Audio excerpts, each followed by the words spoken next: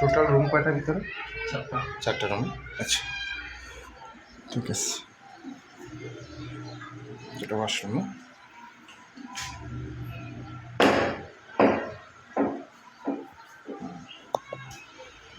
ওদিকে যাবো না ভাই, থাক, সমস্যা নেই। এটা পুরাটা নিয়ে, হ্যাঁ সেম টু সেম, বুঝতে পারছি।